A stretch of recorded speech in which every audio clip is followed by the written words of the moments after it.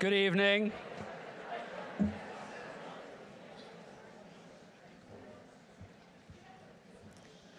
I wish I could get my kids that quiet. It's impressive. Good evening, I'm Barry Finestone, Executive Director of the JCCSF, and I welcome all of you to the Generosity Foundation Lecture with Maureen Dowd. Please take a moment to silence your cell phones.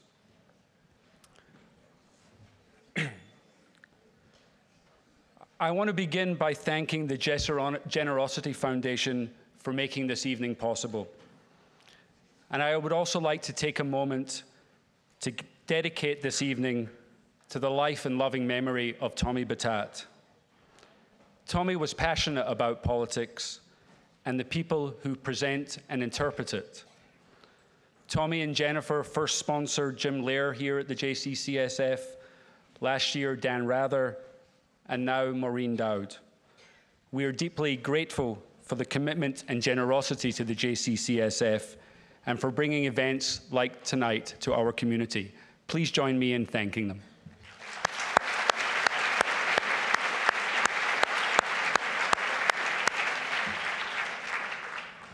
You will have an opportunity to ask questions of Maureen Dowd following her talk this evening. Please raise your hand and our staff will come to you with a microphone. Please wait for the mic to come to you.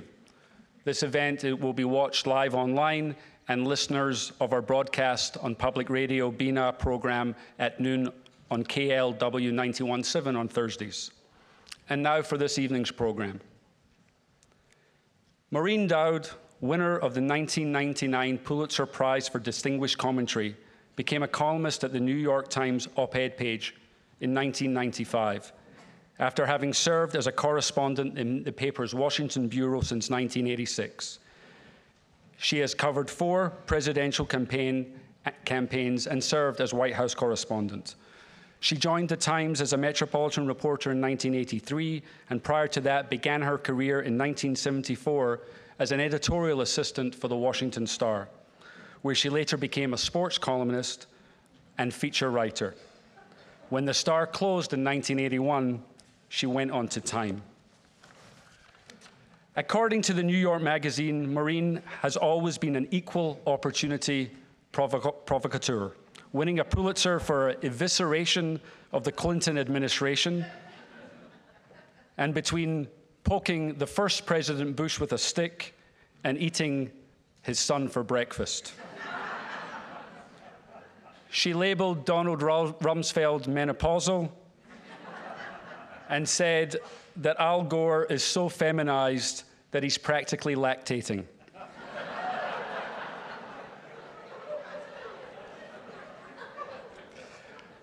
She is the lone female on Murderer's Row, as the columnist office in Washington bureau are called. She refers to President Obama as Spock and Sir Lecture-a-Lot. And it is believed that George Bush privately called her the Cobra. She is also the author of the 2005 book, Are Men Necessary? When Sexes Collide. It is my pleasure, and please join me in welcoming Maureen Dowd to the JCCSF.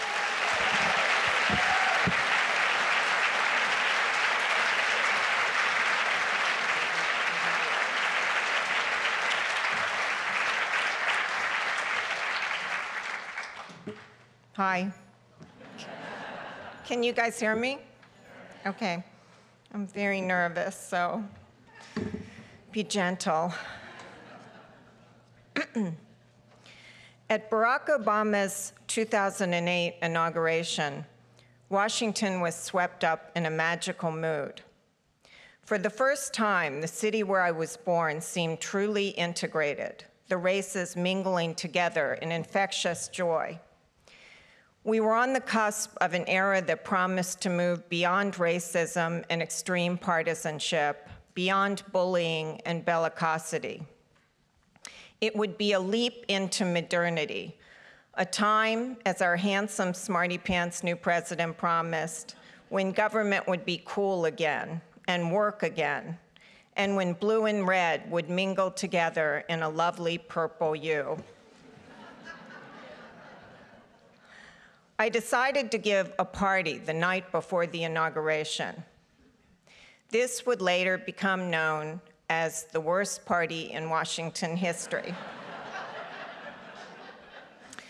Alan Greenspan accused me of having a toga party. That's okay. He's no John Belushi. And he turned out to be wrong on everything anyway. I never give parties, and I'm terrible at it. So somehow about 500 people got invited or just crashed. The ones who came fashionably late, like Tom Hanks and Ben Affleck and Bruce Springsteen, and the publisher of the Washington Post and the executive editor of the New York Times, all ended up outside on the street in the freezing cold, unable to get in, with Tom Hanks pathetically yelling for someone to toss a beer out the window.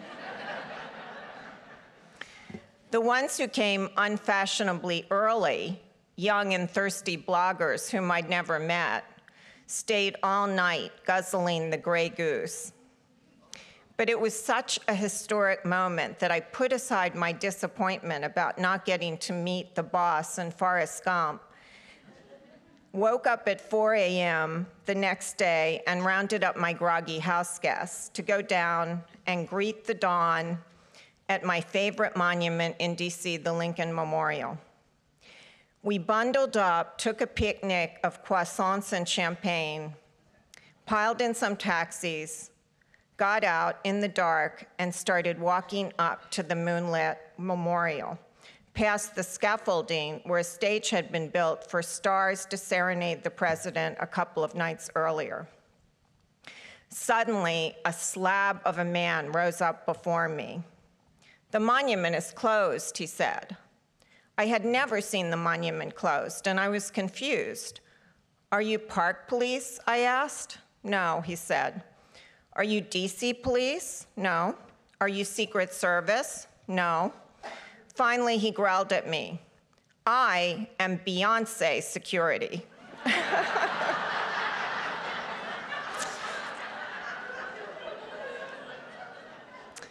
I protested that while Beyoncé was really talented, she wasn't even there, and she didn't really have the power to close down a national monument. She could put a ring on it, but not a ring around it. But her security guard glowered. My friends glared at me as we trudged back down the hill. I never thought, 5 years later, another twerking diva would once more shut down the Lincoln Memorial. But I underestimated Michelle Bachmann.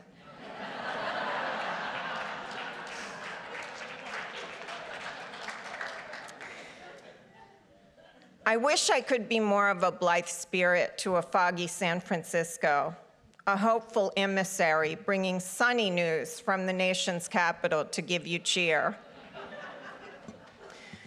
Unfortunately, I come as a shivering refugee from what was once, long ago and far away, the greatest democracy on earth.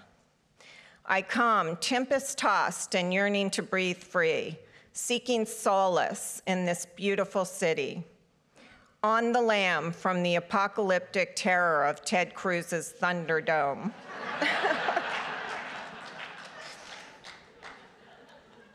How on earth did a Canadian end up nearly destroying America? They're usually so nice. My only theory is that when Ted Cruz started the GOP civil war and led the House Republicans into Pickett's charge on Obamacare, he didn't understand what he was doing. That's American history, after all. They made a deal to reopen the government in the nick of time. Thomas Jefferson's utopia was swiftly devolving into Ted Cruz's dystopia, not only because White House staffers whose government blackberries had been pried out of their hands during the furlough were quickly going insane, And not only because Michelle Obama's untended vegetable garden was overrun with weeds, critters, and an infestation of stink bugs. I was just about ready to utter Homer Simpson's immortal line, "I, for one, welcome our new insect overlords." In the saddest sign of dystopia, it was revealed that the magnificent Capitol dome has thousands of cracks. The place is literally falling apart. It felt very eerie, like we were moments away from Mad Max motorcycle gangs zooming down Pennsylvania Avenue, and Will Smith and Brad Pitt fighting aliens on the mall, and Julian Assange materializing on our TV and iPhones to tell us he was now Big Brother, or Blonde Brother. Things had really gotten to the point where people were starting to miss the good old days when we had duels and crazy British kings. After 9/11, the country went into a crouch, fearful that America could be destroyed from the outside. We didn't understand that the real danger to our democracy would come from the inside and start with a petty fight over a 6-week spending bill that mushroomed out of control. 8 years ago, I wrote a book called Are Men Necessary? I had to admit, in the end, that the little deers had their occasional uses.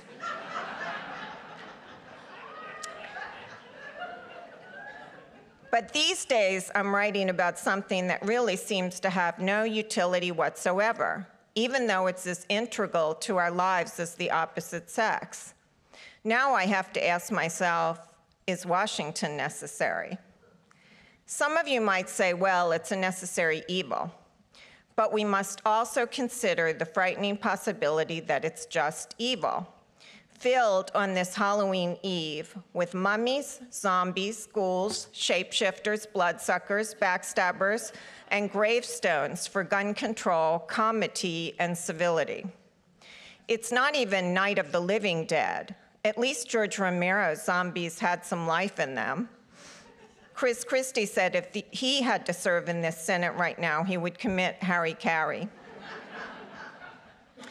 In Washington, there's a venerable Halloween tradition of people in town dressing up as characters in stories familiar from the news. I can't wait until all those Capitol Hill staffers in their orange John Boehner masks run into lobbyists costumed as the federal default, the breach debt limit, and the clean CR. A new poll said an astonishing 47% of the public would be happy if every member of Congress was tossed out. What's astonishing is that it's only 47%. In truth, Washington has rarely risen to the sentimental image depicted in Frank Capra movies.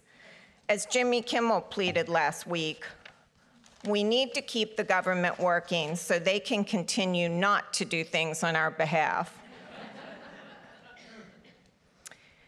As the first woman speaker, San Francisco's own Nancy Pelosi had already earned her place in history. But John Boehner's flummoxing around and his inability to get anything done is now making her look like a cross between Tip O'Neill and Sam Rayburn in an Armani suit. At least she knew how to keep her members in line, and she could count.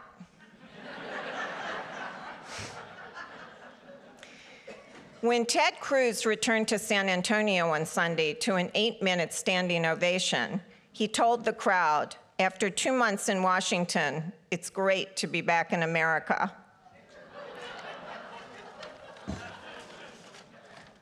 Washington has long been seen as more officious than efficient, kind of like your bloated, slow-moving Uncle Ned who shambles along and spills the gravy on the nice tablecloth at Thanksgiving.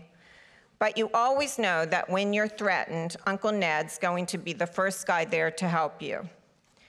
Now, however, things on the Potomac have deteriorated to the point where Washington is seen as the threat, like that sheriff in Mel Brooks' Blazing Saddles who holds the gun to his own head. The credit agencies and even the staid, boring Federal Reserve said that the government is a danger to itself and to us. I think the highly technical language the economists used was fruit bats engaging in brinksmanship. So how did the seemingly unbreakable marble capital get broken? Indeed, the evening of 9/11, when members of Congress came out on the steps of the Capitol and sang "God Bless America," may have been the last great moment of togetherness. I used to think that Poppy Bush gave his son the presidency to play with, and W broke it. After the dishonest way the country was led into the Iraq War, following the animus caused by how the 2000 election standoff unfolded, with the politicized Supreme Court putting 5 thumbs on the scale, there have been deepening fault lines. Barack Obama's pledge to change the corrosive tone of Washington came true. It is now, sadly, way worse than it was before he was president, and that includes his Democratic predecessor getting impeached. The blue states are bluer, and the red states are redder. His exciting first election, which many believed would be a balm on past divisions, turned out to be more like a bomb, exacerbating those divisions. Sarah Palin, who plays a Klingon to the president's Spock, has been grumbling about Obama risking impeachment. The woman who came out of the wilds of Wasilla, Alaska, with a pot of moose stew made from bullwinkle she shot and dressed, is back in the spotlight. And from my standpoint, I can only say, you betcha. As a columnist in need of colorful copy, I welcome her back with open arms. As we say in journalism, bad for America, good for Maureen.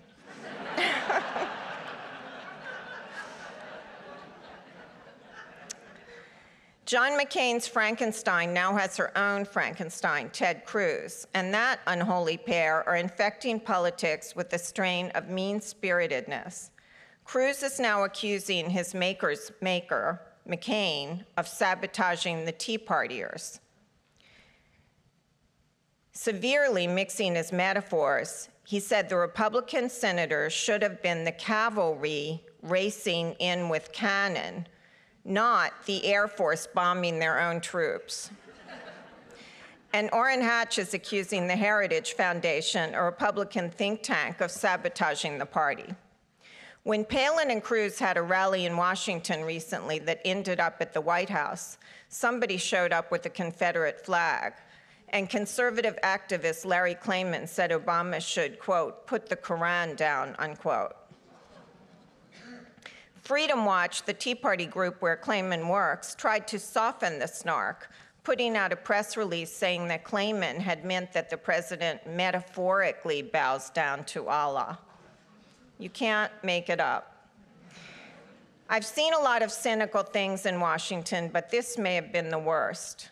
The Republican rebels without a pause, who sparked the government closure, racing down to the World War II memorial to complain about the president putting up his barricades. Sarah, as Palin was known in high school, true, still has that same strange syntax, which makes her sound oddly like Yoda. Yoda once sagely observed, when 900 years old you reach, look as good you will not.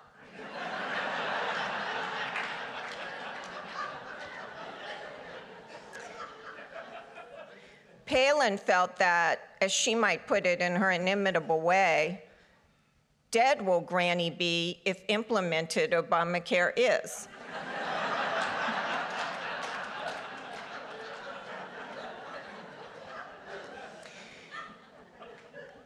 She is just as determined as ever to put Obama's presidency before a death panel, and hinted on Facebook last week that she will help mount Tea Party challenges to incumbent Republican establishment lawmakers up in 2014 who do not cherish her dream, the dream of preventing poor people from seeing doctors. She exhorted on Facebook, in essence, rest well tonight, for tomorrow focus we must on House and Senate races. From sea to shining sea, to fight, we've only just begun. A Cruz-aligned group has already moved to knock off Mitch McConnell in Kentucky for figuring out how to reopen the government. One Tea Party congressman from Virginia explained with their typically perverse logic that the huge hit to the economy from the shutdown did not matter because the American Revolution hurt the economy of the colonies, and then America went on to become the greatest nation on earth.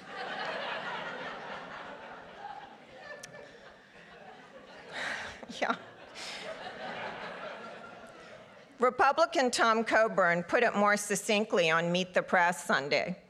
"We didn't do anything except create a big mess in Washington," he said. While the president, distracted by the economic meltdown, wasn't paying close enough attention in the summer of 2009, the Tea Party blossomed, storming town halls with the now classic rallying cry, "Keep your government hands off my Medicare."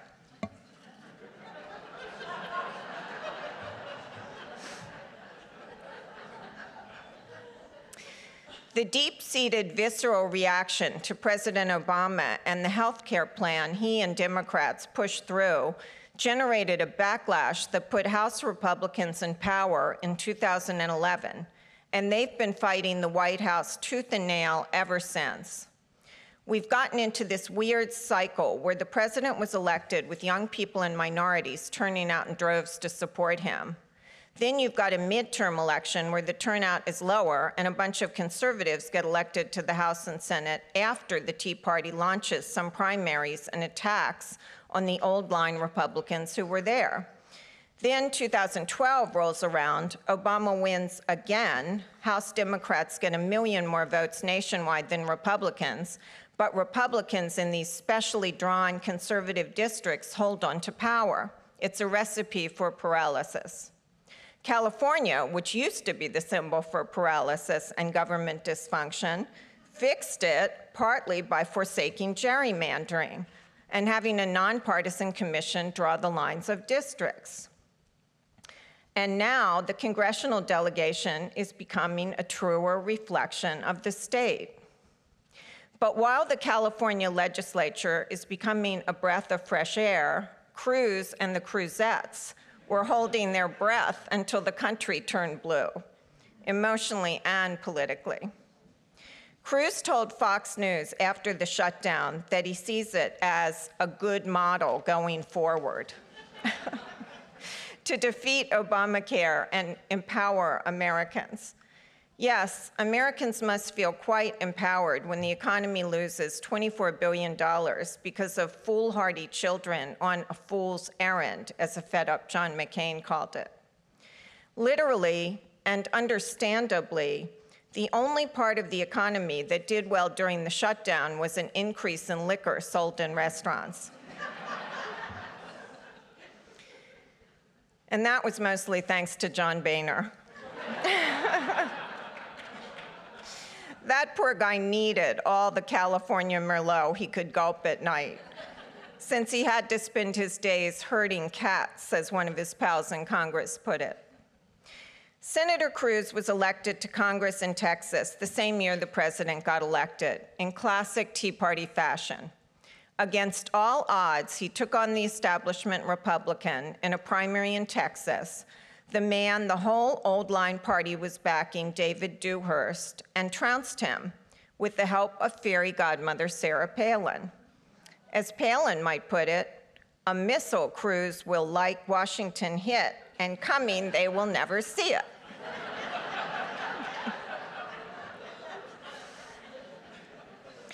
Cruz never lacked confidence. When he went to Harvard Law School after Princeton, he refused to be in study groups with anyone from what he called the lesser Ivies. Evidently, he didn't realize that people in Harvard and Yale considered Princeton to be a lesser Ivy.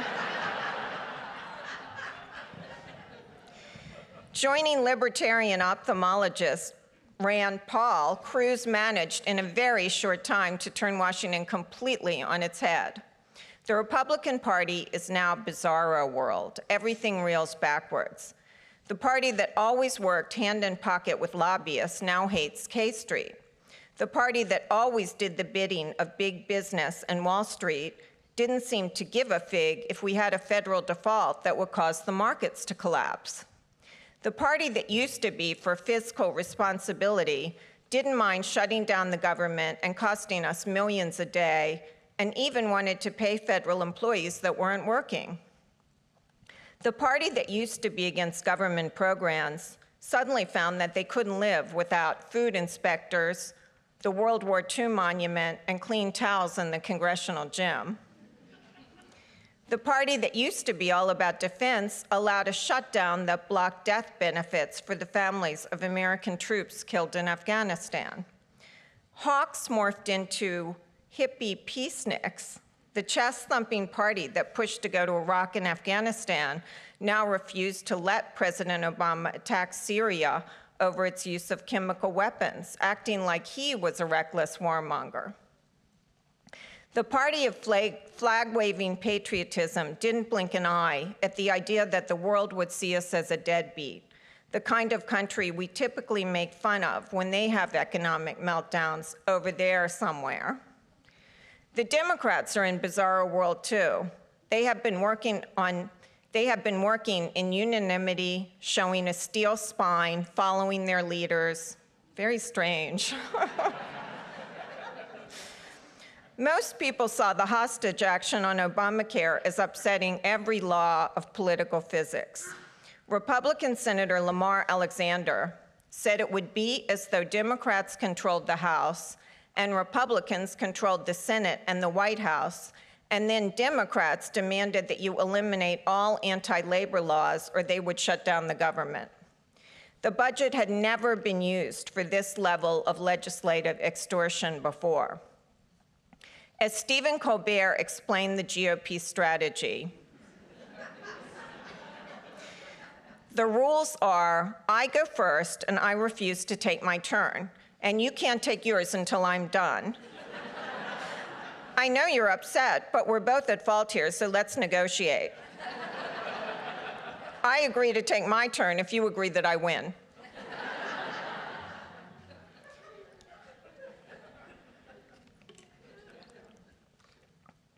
Typically, Washington runs on self-promotion, self-preservation, and self-perpetuation.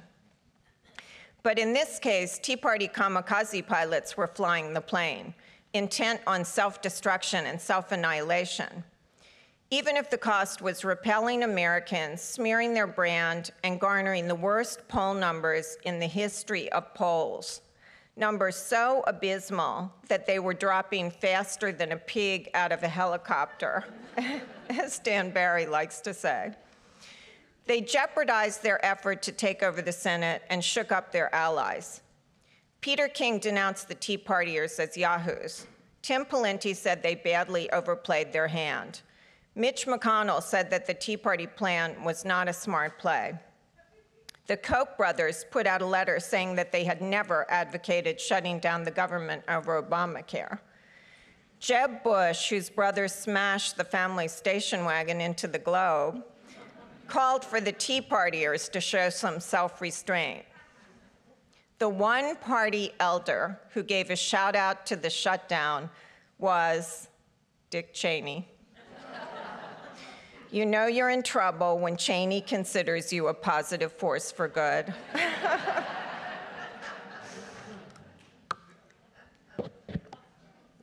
Yeah, big trouble. John McCain, who labeled the Tea Partiers wacko birds, had been joking that Republicans were so unpopular, their supporters were down to paid staffers and blood relatives.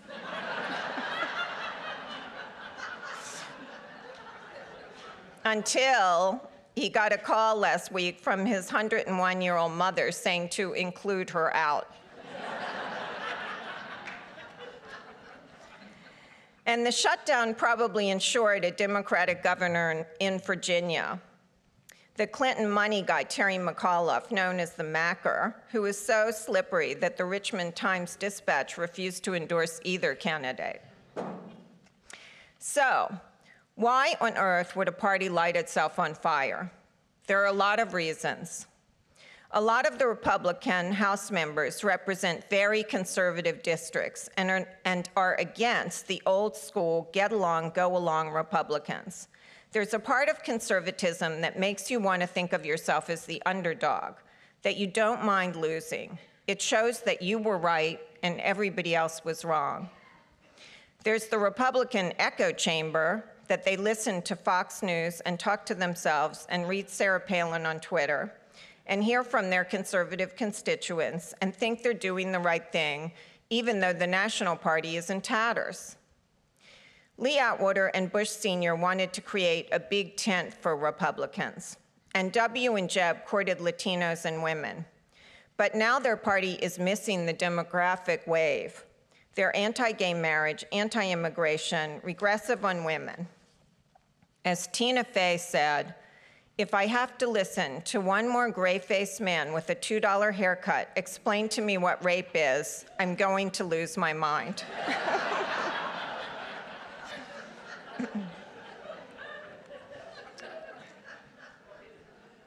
Other crazy flaws in the GOP strategy are letting the Democrats look like the reasonable party and overshadowing the huge problems with the rollout of Obamacare. If the crazy Canadian senator had not done a thing, there still might have been a delay in Obamacare just because the crazy Canadian firm that did the website was so inept. Remember that South Park song, Blame Canada? The lyric went, "We must blame them and cause a fuss before someone thinks of blaming us."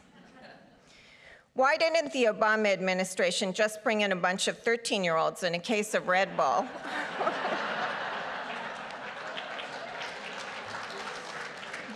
Yeah. The Obama campaign transformed politics with its technological sophistication. But Monday, the president was reduced to calling the Geek Squad and hawking an enrollment 1-800 number like that guy pitching Ginzo knives on TV. As the Washington Post Dana Milbank put it. As a public service, that number is 1-800-318-2596.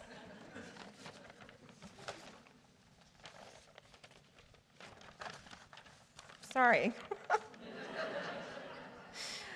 Barack Obama and I have always had a very special relationship. Yes, we have. The first time I met him, he took my hand and said, "Stop making fun of my ears."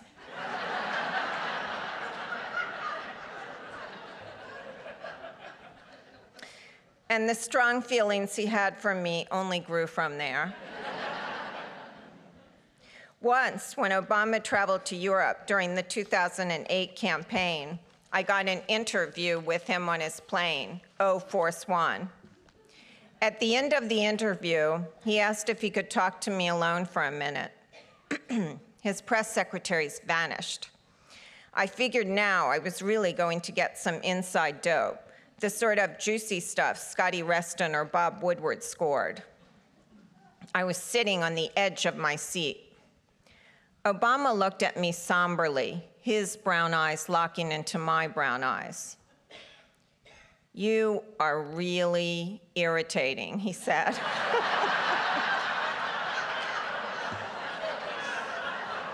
Yeah.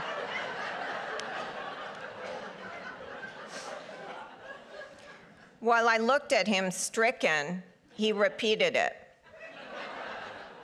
I was upset afterwards, but then I decided that Barack Obama was simply proud, like Mr. Darcy in Pride and Prejudice. He would figure out that I was likable enough. And sure enough, when he became president, his favorite journalist became a New York Times columnist, David Brooks. Mr. Darcy and David Brooks. It just doesn't have much of a ring to it. The president is self-contained, but he's also very sensitive. With Dick Cheney, you could write anything about him. I dubbed him Darth Vader, and he began calling himself that. He called himself that on 60 Minutes Sunday. He's sort of proud of it. I wrote that he had a room in the White House basement with pentagrams where he spoke an ancient language and made love to a goat devil. He was fine with it.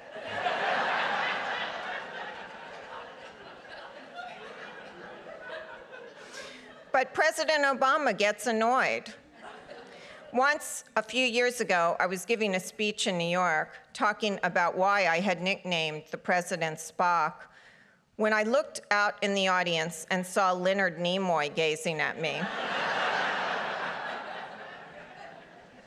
I was terrified it was going to be like that scene in Annie Hall when a pompous man is proselytizing about Marshall McLuhan, and Marshall McLuhan walks up and tells him, "You don't understand my work at all."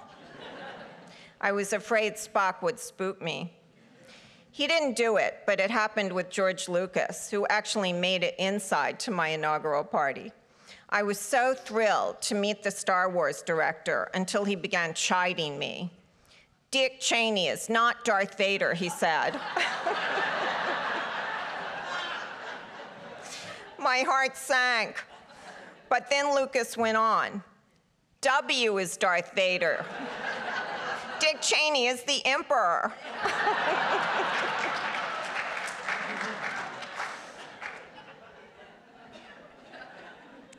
My main critique of Barack Obama as president is that he's like Luke Skywalker. He has the Force, he just doesn't always know how to channel it. There was a rare bipartisan consensus in Washington last week about how the president needs to engage more. Dianne Feinstein, John McCain, David Axelrod, and others said that the president, who conceded himself he was a drive-by senator, will need to finally learn how to work Capitol Hill, use the velvet glove and the velvet hammer, if he's going to lead Washington out of a crisis mentality. Leon Panetta, a former Democratic member of Congress who served in Washington with 9 presidents and worked as Bill Clinton's chief of staff, put it best, I think. Quote, "The president," he said, "is extremely bright, he's extremely able, he's somebody who I think certainly understands the issues, asks the right questions, and I think has the right instincts about what needs to be done for the country. But you have to engage in the process," he said. "This is a town where it's not enough to feel you have the right answer. You've got to roll up your sleeves, and you've got to really engage in the process. That's what governing is all about." Barack Hussein Obama was a brilliant enough politician to defy the odds and sell himself to the American people when his first name rhymed with the country we went to war with. His second name was the same as a dictator we went to war with twice, and his third name was nearly the same as the terrorists we were at war with. But oddly enough, he doesn't care much for politics, as it turned out, and didn't like to sell his agenda or leverage power or ply his charms and that killer smile. It's funny, there's a top woman lawmaker in Congress who used to call me when Bill Clinton was president to tell me plaintively that if Bill could just stop seducing in the White House, their party could accomplish so much. Recently, she invited me over to her house for a drink to tell me plaintively that if Barack could just start seducing in the White House, their party could accomplish so much. This time, of course, she meant political seduction. As Neera Tanden, the president of the Center for American Progress and a former advisor to both Hillary Clinton and Obama, told New York Magazine, "The truth is, Obama doesn't call anyone, and he's not close to almost anyone. It's stunning that he's in politics because he really doesn't like people. My analogy is that it's like becoming Bill Gates without liking computers. That's Neera talking. I've watched the transformation of Jerry Brown from Governor Moonbeam to Governor Laserbeam. So I know that politicians can learn to roll up their sleeves with legislatures if they really try. One of my favorite all-time political stories was when I chronicled Brown's habit, when he ran for president in 1992, of spending the night with supporters instead of at hotels to underscore the grassroots nature of his campaign. It was like the ransom of Red Chief for Home Alone. He would take over the master bedroom, leave crumpled wet towels and half-made beds in his wake, tell his hosts they should give up smoking, get grumpy if grannies asked to have their picture taken with him. But the Iceman melteth. Brown, who was a tear-it-apart precursor to the Tea Party, decided to stop rebelling against the legacy of his gregarious dad and get off the warpath and be constructive. He even began using his loft to have Democrats from the coastal areas and Republicans from the mountains over for California wine and wooing, trying to create enough conviviality, as he put it to me, to mush it together to get enough votes. We'll see if President Obama starts serving wine and cheese and conviviality.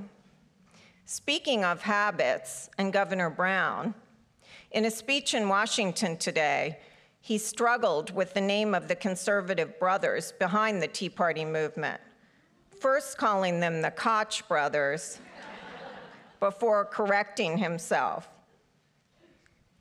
This is what he said. Coke in California means something else.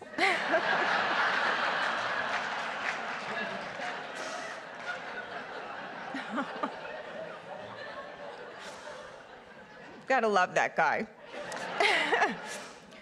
We'll learn soon if Washington can become necessary again, or if our dyspeptic, dysfunctional dystopia is the new normal. Meanwhile, back on the topic of are men necessary, and since this is the JCC, I would just like to confide in you guys that I have left 2 notes at the Western Wall. One when I went with W, and one when I went with Barack Obama. Very polite little notes, asking for a Jewish husband.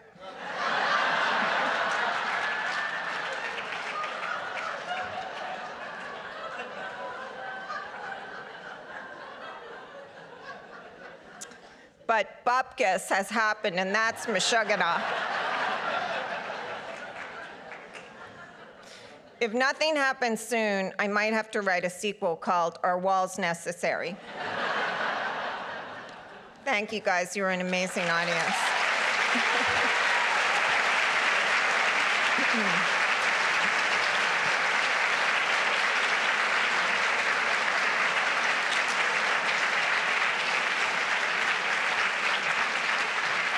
Maureen. He's not yanking me off stage. Okay, that's it. This is my friend Carl Halls, who is our Washington editor, and he came along as a special treat because I figured this is going to be a super savvy audience. And I wanted you to have all the dirt that's going on in Washington. And Carl is so knowledgeable about Capitol Hill that President Obama lures him over to the White House to watch football so he can pick his brain. And Nancy Pelosi is constantly giving him lectures about how the New York Times should give her very special treatment because she loves the Times. And so he knows all. So if you have any substantive questions, Maureen, he's here. And if you have any non-substantive questions, I'm here. our first question Since is I'm on right the other- here. Since I'm on Of the other course. side of the wall, I don't know where she gets her opinions, and I have nothing to do with any of them. So Yeah. I'll answer slightly differently. Yes. He's a real journalist. Our first question is right here in the middle. Right here, Maureen. I'm waving to you. Oh, sorry. Oh, Okay. As a great fan of yours and a terrific lecture, unlike your speech tonight, I find your columns not only interesting, but I wonder why you often do a character assassination as part of the column. I don't really feel like it's character assassination as much as it is my civic duty. I just. Next question is up here. Maureen, up to your right in the back. Okay. Hi, Maureen. Thanks so much for being here. I'm a big fan of your column. I was wondering if you could speak a little bit about your experience writing for the New York Times, and specifically, maybe you could touch on the lack of gender and ethnic diversity among the columnists and how that affects you in the newspaper. Well, let's see. We have the amazing Gail Collins, and I was hired by the amazing Anna Quinlan, and my friend, the amazing Jill Abramson, is now the first female executive editor at the Times. So it's a work in progress. We're doing better than Saudi Arabia.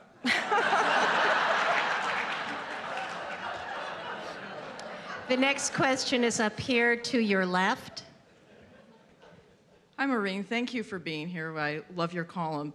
I'd like to ask what opinions or outlook you have on possibly taking back the House for the Democratic majority. And that's where we're going to let Carl take the microphone. I would say right now that that is still a fairly big uphill climb for the Democrats. I think that they are feeling quite a bit better after the shutdown. They've got some recruits in places they weren't supposed to get, some including a new one in Nebraska. I think that it's still, though, because of the environment, off-year election, and the fact that the districts just were redrawn, it's hard to get seats in play, and I think they would say that too. I do think that there's a shot. I think it's going to be hard. I think actually the biggest political consequence of the fallout is really going to be in the Senate races next year. The Republicans came into this year with a pretty good chance of taking over the Senate. The races are in the right places for them, places and where there's some retirements in places like Montana. They thought they had a good shot, and I think this is going to make it harder for them. A lot of their candidates in Senate races are House members, and House members who were involved in a lot of the Tea Party stuff in Georgia, in Montana, in Arkansas. So I think that the House would be tough, though it's not 100% out of reach, but I think the Senate has become much more difficult for them. Next question is up here in the back to your right. Hi, thank you so much. I've been thinking recently about how back in the day there were 3 major networks that were attempting to give unbiased news, and we all had somewhat of a shared experience. And now news is totally fragmented. You have your own homepage, your own news feed. How does that play into establishing any kind of dialogue or compromise or moving forward? You want to go first? That was a great question, so I'm going to let him take it. I think both Maureen and I have been in this business a long time, and it's just changed so dramatically from when we started. It's a totally different business, and it actually changes almost by the month now, and we're trying to figure out how to keep up.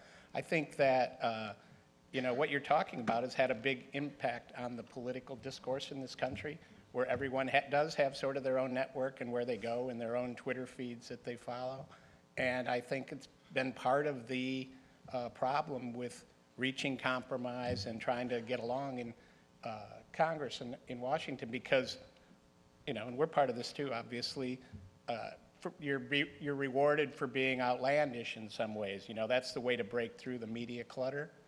And so I think that, I think that there's some real negative consequences to it, and it's hard for people to listen to the other side. I mean, the election night with Fox News was the classic, right, with Karl Rove, and then even Fox News the next day, I think, didn't Roger Ailes later say maybe we should tone this down a bit. We're starting to, we're feeding into the narrative so much that people aren't actually contemplating an alternative. And you know you're in trouble when Roger Ailes wants to tone it down. The next question's right here in the middle. As recently as last week, when Larry Klayman, as you mentioned, inserted the concept of Obama's otherness and the birther issue, can we look forward to the same type of drumbeat from the Republicans if Ted Cruz, who has clearly now inserted himself into the presidential race, if he does indeed run for it? Can we look forward to hearing a lot of birther commentary about Ted Cruz, who was born in Canada, clearly? Well, Carl has actually covered Ted Cruz and knows him. I haven't had the pleasure yet, although I intend to have it very soon. So I'd be interested to know what you think. You know, you raise a good point. I actually know a little bit about this because before even the Obama birther issue came out, I wrote a story about the fact that John McCain was born in the Panama Canal Zone during the campaign, and just sort of toying with this issue of natural-born citizen and how there's never been an actual constitutional decision on it, and what that means and how fluid it is. For when I was growing up, and probably a lot of you, it was assumed that that meant you had to be born in the United States. It didn't have to do so much with your birth parent. And then you have this weird Cruz aspect where he was still a citizen of Canada and then renounced his citizenship. I'm not sure it's going to be a major problem for him, but I do think it would come up a lot, and I think there would probably be a challenge to him if he did run. It's the Supreme Court has never actually decided this. It's an open question, so who knows? But I think you'd hear about it, yeah. From the Republicans? No. Oh, actually, in the primary, he might. You know, if somebody's trying to knock him out, if he's getting too far, I could see that, but it would be in that context. Next one is up here, to your right. In 2007, that other genius, Chris Matthews, came out here and predicted that by February 2008, Hillary Clinton would have wrapped up the Democratic nomination and would be jeopardized because the Republicans would have all those months in which she was sitting there as the lone Democratic nominee to be their target. As usual, Chris Matthews, certain but wrong. Question, if in fact Hillary Clinton is not the nominee of the Democratic Party, could you just perhaps just indicate your thoughts about the other possibilities that the Democrats might have in the 2016 election for president? You start, and I'll jump in. You start. I think Martin O'Malley is seen as a possible candidate. I think that there's people that we don't even know. I think John Hickenlooper of Colorado is seen as a possible candidate, comes from a good place in the country for this. I think that Mark Warner, who was interested before, would probably get a mention. I think people talk about the potential of someone both Maureen and I know very well, Rahm Emanuel, running for president, but we both would rule that out entirely. Who else do you have? Did you mention Chris? Who? He was talking Democrats. Oh, Democrats, right. I don't know. I was just going to say, well, Elizabeth Warren. Elizabeth Warren, people mentioned as a... You like Elizabeth Warren? Obviously would do well with this crowd. Yeah, I think that people see her as a possible candidate. I was just going to say on the subject of Hillary that, you know, it's just weird to watch because people like David Axelrod are really puzzled about why she didn't do what she said she was going to do and sort of go off for a while and let us miss her. What is that country song, We Can't Miss You If You Don't Go Away or something? And they've rolled out Chelsea as a future candidate. And, you know, the problem is that it just, you know, with the Terry McAuliffe, also Hillary campaigning for Terry McAuliffe, that reminds you of all the money problems in selling the White House, like 1600 Pennsylvania Motel. And then, you know, Chelsea, with this big rollout of a possible political career, reminds you that we might just go back to trading off between Bushes and Clintons for the rest of time until the apocalypse. I mean, basically, there was a Bush or Clinton for, what, 28 years in the White House? And then they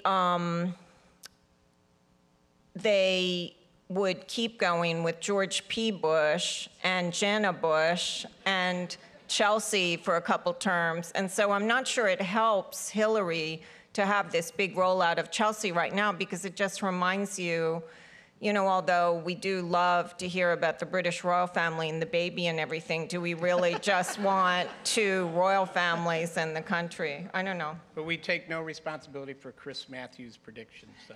No, we do not. None. The next question's here in the middle to your left. Hello, Maureen. I purchased your book, Are Men Necessary? Just striking. And I thoroughly enjoyed it. Thank you. This is on a lighter note, superficial kind of question. Do you watch the show House of Cards? And do you like it? Yeah, I binge watched it, and I watched about 8 episodes, and I thought it was fun. Have you seen that? You know, I actually watched the British one, and I watched the British one. People are shocked that I've never watched it, because I was the chief congressional correspondent, and I just haven't seen it. The British one was awesome. If you've seen that, it was really a tremendous show. I've heard this is good, but as all these things, it's not like that, right? So, I mean, in fact, Obama's big line about this has all been he wishes he had someone like Kevin Spacey to work with. That's what he says. Right? Yeah, if only, that's what he says. If only I had someone like that to work with. Yeah. He can get stuff done. Yeah. But, Next question is all the way up here in the back. Yeah, I also really like House of Cards, though I read some columnists was referring to it as the House of Turds for current Congress. No, that was the New York Daily News, right? Yeah, it was the cover. Yeah. So Dick Armey and the people who kind of gave rise to the Tea Party, grassroots as it supposedly is, seem to have tapped into a lot of reaction to the trends the sort of demographic trends, the social trends in America for gay marriage, for minorities taking a bigger and bigger play in the country's discourse. Apart from aging and dying, are there forces that you see that will kind of move people who are embracing the Tea Party to start looking at a more open view of politics? No. I mean, you know, you're talking about people who are totally committed to their ideology, much more so than you would see normally. And I think that, and that gets to the part of who do they feel singed by the shutdown, right? Well, a lot of the Republicans on Capitol Hill do, and I think that you've heard Mitch McConnell and others say there won't be another shutdown. But there are elements of the Tea Party, and Ted Cruz, as Maureen referenced in her speech, you know, who still think that they won in some respects. So I think that, you know, for people like Steve King, Louis Gohmert, Michelle Bachmann, who's not running again, that no, this is, to them, this is a fight to preserve what they see as the America that is changing faster than they want it to do and going away. I don't see that for the really hardcore part here. I don't see that changing. Do you? No. No. The next question's here in the middle. Great. So, first of all, Maureen, I want to say that you're looking great in that dress. That, yeah. Well, I want to say that was my favorite question. Yeah, and but another question. Say, do I hear a third? Do I hear a fourth? Yeah. No. The real question that I have in mind is the Republican Party aware that they're doing a lot to self-destruct? I mean, I'm talking about the ones who are really thinking about it, not worrying about re-election. The people who really are thinkers in the Republican Party, which I think are a lot of people in that party that are thinkers, and you talk to them. So what do they think? Yeah, you know what, I was born in Washington, I grew up there, and none of us have ever seen anything like this. It's just, as I said, it defies the laws of political physics. It just isn't how the town has ever operated. I mean, what do you think? I mean, we had a Sunday Times. Hopefully you all buy the print edition and read it online. But a big front page story Sunday about what we're calling a civil war in the Republican Party. It's out in the open. I actually wrote the story that ran in the paper the day of after Election Day when Obama was reelected, saying there's going to be a really big fight in the Republican Party now for what its identity is, and the party has gone so far to the right it's going to be hard to course correct. I think that's proven out. But what you do see now are the business interests getting extremely nervous. This is real economic disruption as far as they see it, and they're already starting to form PACs and try and recruit candidates, Republican candidates, to challenge some of the Tea Party aligned folks in primaries, sort of the reverse of how the Tea Party's been engineering it. So I mean, I think that there's a lot of people at the high levels of the party in Washington who both publicly and privately think this was just a giant disaster and they've got to get it fixed. And they have other problems too, because it's not just this, it's immigration, right? This is a terrific problem for them in a lot of states. Now in certain parts of the country, they don't see the need to move on immigration, but I know that there's a lot of Republicans in California who are worried about where the party's going on this. But I think this is going to be a huge fight, and it's going to play out for the next 2 election cycles in a major way, which is, as Maureen said, bad for America maybe, but good for us. We have another question here to your right. First, I second the dress. And to what degree do you think the antipathy against the White House has racial overtones, or is that a non-starter? No, I said in a column that for some of the extreme critics of Obama, his real crime is presiding while black. And I do definitely think there are racial overtones. They had a Confederate flag on the White House lawn last week. I mean, who could have imagined that, I think there was a lot of Republicans of the kind that were involved in the Civil War were very unhappy with that Confederate flag out there. But I mean, what do you think they're racial? I don't have an opinion on that. Oh yes, he's not allowed to state his opinion. The next, the next question's up here to the left. Hi, Maureen. Thanks very much for the speech. Lots of laughs. I wonder if you could give us a breakdown in your own unique personal style as a national candidate, Mr. Chris Christie. Oh, that's interesting. Well, I can see both sides of him. I can.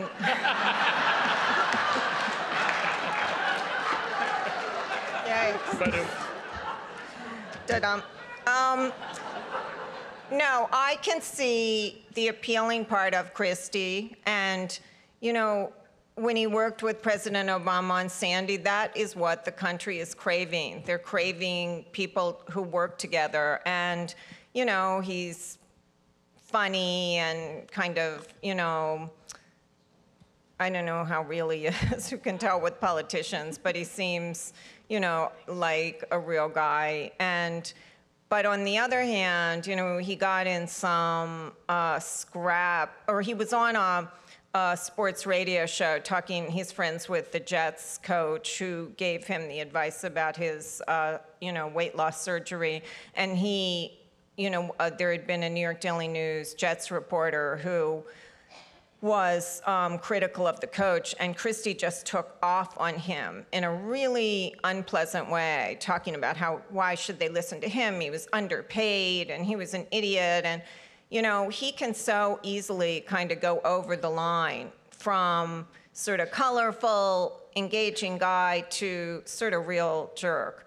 So, and campaigns are hugely stressful. So it's just hard to say. I know that, some Obama people, maybe because most Obama people are so thin, think that Christie's weight is more than a health problem, that it's a discipline problem, so he wouldn't have the discipline to go the distance. But I don't know, it could go either way in a campaign. We'll take 2 more questions. Next one is over here. Hi, Maureen. Your Hey. prescription for the president is to engage more and work more with the Republicans. If they won't work with the Chamber of Commerce, what leads you to think they'd work with the president? I think he has, the most nihilistic, destructive, group of people to work with in the history of America. But I also think that, when Democrats and people close to him and around him are begging him to try and engage more and not, like, in this last case, leave it all to Harry Reid and Nancy Pelosi. I just think I called him in a column recently, Sir Lecture a lot.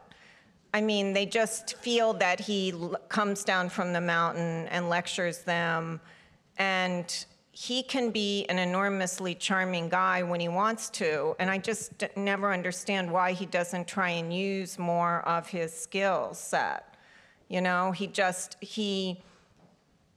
He said that Bill Clinton should be Secretary of Explaining Stuff and wanted Bill Clinton to explain his own health care plan, but he doesn't he's really repelled at the idea of selling.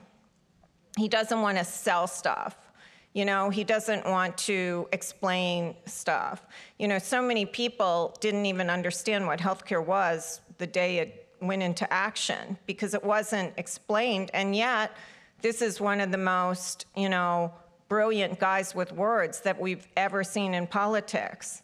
So it's just strange in a way that we elect presidents, to a large degree if there's somebody we want to see on TV every day, and they always have the thing, who do you want to choose your pizza topping? And yet, so W and Obama had people skills that their opponents didn't have, and yet both of them turned out to be introverts, which is just a strange situation. Here's our last question. Thank you for the New York Times and for coming today. I, for one, hope the physical Sunday New York Times never goes away. Absolutely love it. 2 major issues are happening now in the country, just to name a few. The economy, with the change with Janet Yellen, and the Obamacare. And with you two, fingers on the pulse in Washington, kind of what is your feeling of the outcome of both of those issues? I think Yellen, that was a great inside story going on here and had a lot to do with California, right? And the lobbying campaign on her behalf. I think that people think she is going to be pretty easily confirmed. There doesn't seem to be any trouble right now with her. The only guy who's been making any sort of noise about it at all has been Rand Paul, who's against the Federal Reserve. So, so I think that the thought on that, if you really want to get down to the weeds, is that that she'll continue the stimulus, and they're hoping that. I think that part of the reason that they actually moved forward with her during the recent troubles was that to sort of reassure people, right, that they were still making their moves okay, and the economy, any efforts to correct it, were going to continue. On Obamacare, as we all call it now, I think they're in a world of hurt right now, right? The Republicans totally stepped on their best chance ever to derail this thing. But now the full focus is turned back towards it, right? And they need to get these computer issues fixed. Now, I was talking to somebody who talked to the president. They think they can get it done and that it's fixable. And it may be. Maybe it is just a technological issue. But I think that it needs to be corrected very quickly or it's going to get away from them. I think they really need to bear down on that. I would like to thank you guys. You were an amazing, amazing audience. And go forth and look for my Jewish husband, please. Thank you to all of you. Thank you, Carl. Thank you, Maureen, so very much. It's a pleasure. Thank you so much.